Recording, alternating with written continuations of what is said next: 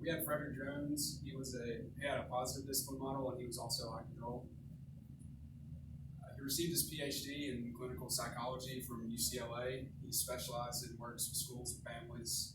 He helped come up with developments to help children with severe emotional disorders, as well as develop methods of classroom management in regular and special education classrooms. He was a faculty member at the University of Rochester, where he worked in areas of classroom management and teacher training. He did not actually ever get a degree in teaching, and he's wrote a few books. One of them was The Positive Classroom Discipline, Tools for Teaching, and Positive Classroom Instruction. He had 6 components to make positive discipline successful. He started out with classroom structure, and then went to limit setting, and then patterns of cooperation and mission training, and then patterns of cooperation with responsibility training, then instruction, and then he had backup systems in place as well. Classroom structure was teachers need to consider various rules, routines, and standards, seating arrangements, and student-teacher relationships with coming up with their classroom structure. The rules, procedures, and classroom standards need to be taught to students so they understand the standards and expectations in the classroom. Arrangement of the student's desk should provide quick and easy access. He believed in assigned seats. An example is the student's desk would be facing the front of the classroom in order to see the board, and the teacher's desk would be in the back so she can see everything that's going on in front of her or him. The limit setting is the next one, is actions that the teachers take to stop a student's inappropriate behavior and to prompt the student to on-task behavior through the use of body language.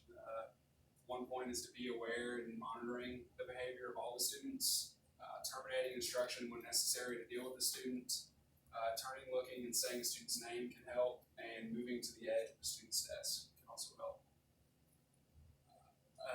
More points, moving away from the student's desk when the student gets back to work will help them focus a little bit better. Placing your palms on the desk and giving a short, direct, verbal prompt if the student does not get back to work.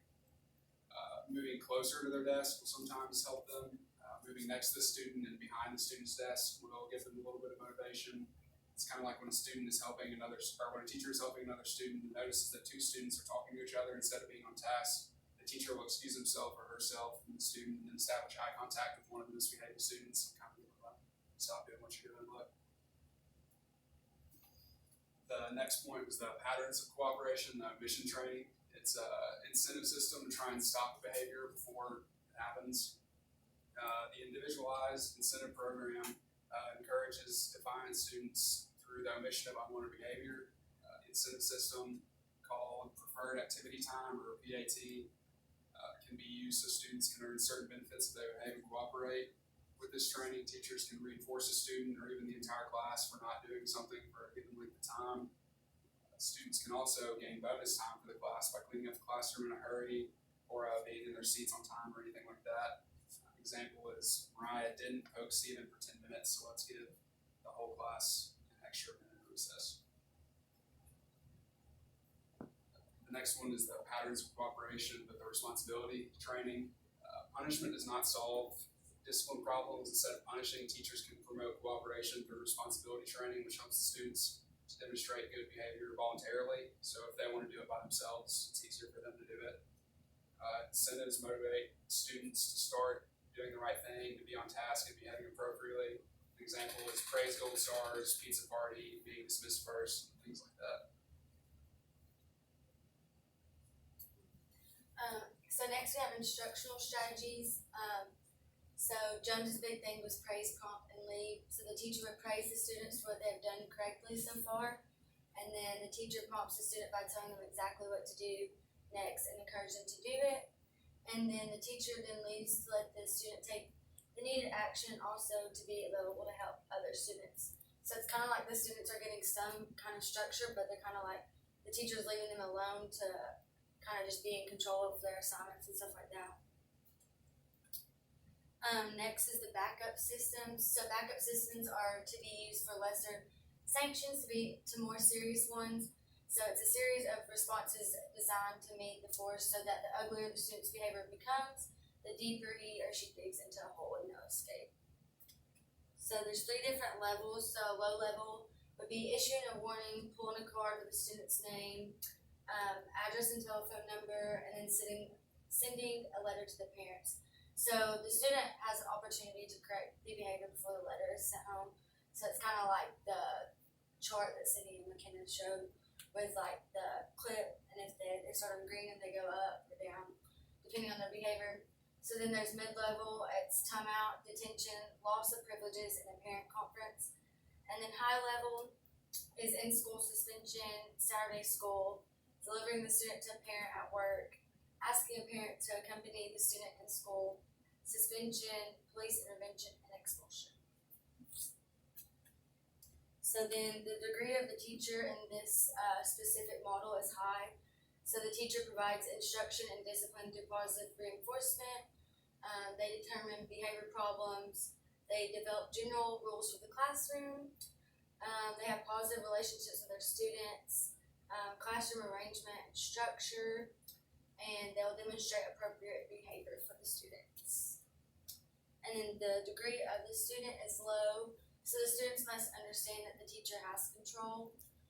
They should not disrupt the classroom and be responsible for their own actions, and then the classroom rules should always be followed.